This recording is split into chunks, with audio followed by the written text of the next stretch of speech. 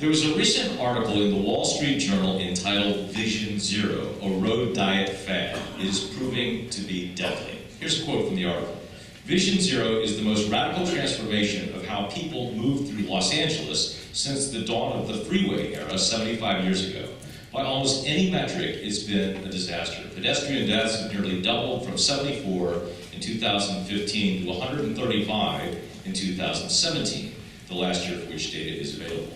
After years of improvement, Los Angeles again has the world's worst traffic, according to the transportation research firm Intrix. Miles of vehicles idling in gridlock have reduced air quality back to 1980s levels. Bicycle and pedestrian safety has been an extremely hot topic during this mayoral race. What do you think about road diets? Well, that was a long question, and thank God we're not LA.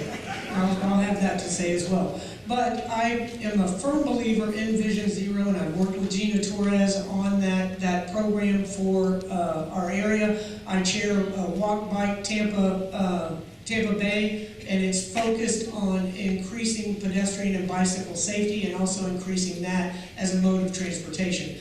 I can tell you that the road diets that we have, if you want to call those the complete streets, that is something that provides safety for pedestrians, bicyclists, and although the perception is that it slows down the volume on those roadways, that's not the case. It's the intersections that cause the congestion, and that's where we need to focus, is enlarging and making those intersections and the light systems more effective, but also turning the streets into complete streets so that we can have safety for everyone, biking, walking, and driving individuals in our city. Very important. So this is a very, very critical situation in our community. We have one of the highest bicycle and pedestrian fatality rates in the country. And the Vision Zero plans are designed to eliminate that. Some of them work and some of them don't. I will tell you that after a lot of stops and starts, one of the things that I think we really need in South Tampa particularly is a segregated bike and pedestrian trail similar to what they have in Pinellas County on the Pinellas Trail.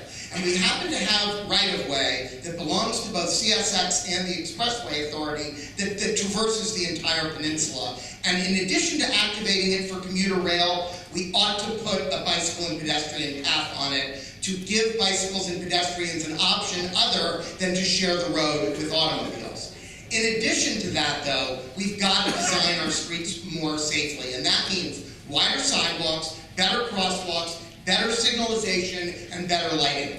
The All for Transportation plan is going to give us the money to do it. My plan is outside, and it's at harry2019.com, and we've got a lot of ideas on how to make our roads safer.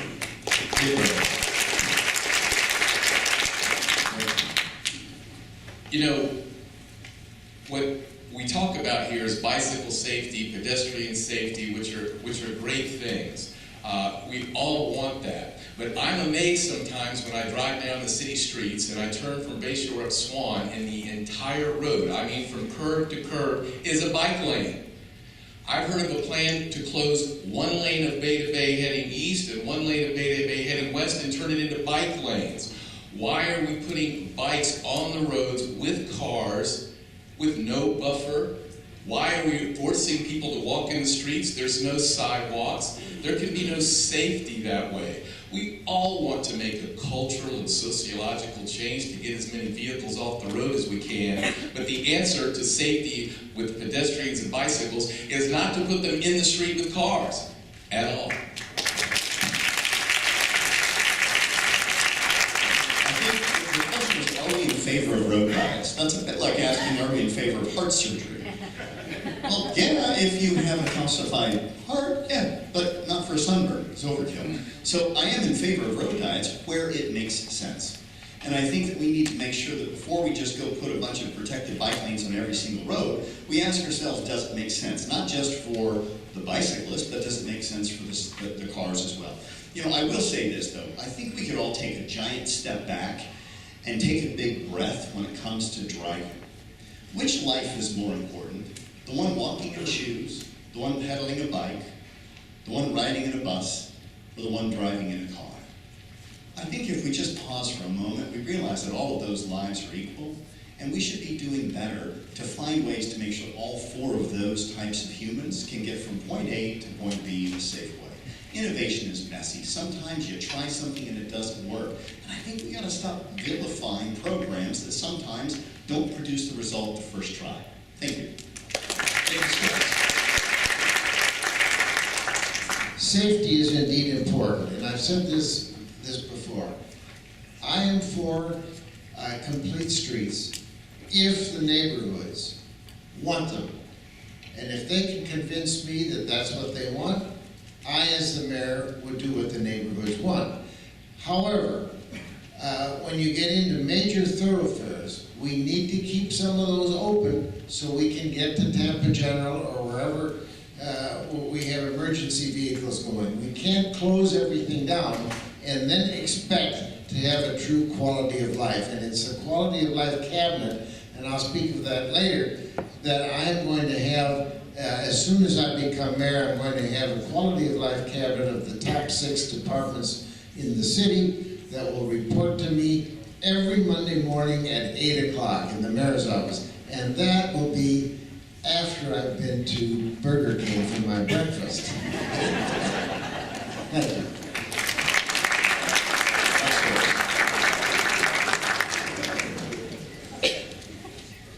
We are surrounded by 3 schools. St. Mary's, we have Cohen, we have Del Mabry Elementary. Many of you may have sent your kids there or send your kids at any one of these 3 schools. It's incredibly dangerous to walk along these sidewalks. I know because my first son had gone to Del Mabry Elementary.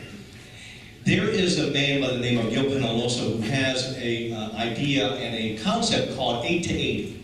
Every city should be walkable for somebody the ages 8 all the way up to the ages of 80. Now, walkability does not mean we're going to get rid of a lane in order to not have cars on the road.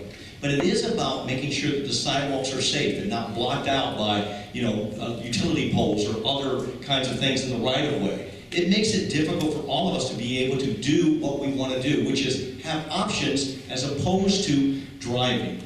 And that's not about driving versus something else. It is about driving and everything else. That's what's important. I think you have to keep that in mind when we start designing streets. Thank you.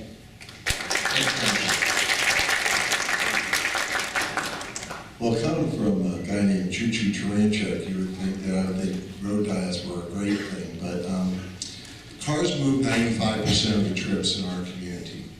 And when we have a roadway that you take a whole lane out to do a bike lane, it's a big problem and causes a huge constriction, right?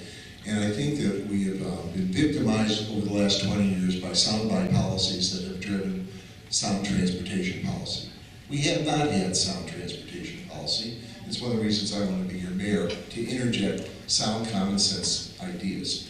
Terry and I are in agreement about use of the CSX tracks, and we have the same vision of turning that into a rail, a bike, greenway, and stormwater protection area in South Tampa, South Andy. But I generally want to have protected bike lanes in dedicated areas not carved out of streets. And I have a plan called the GO plan, which I hope we'll talk about, that does a remarkable job in South Tampa of doing that and eliminating those kinds of conflicts. Thank you very much.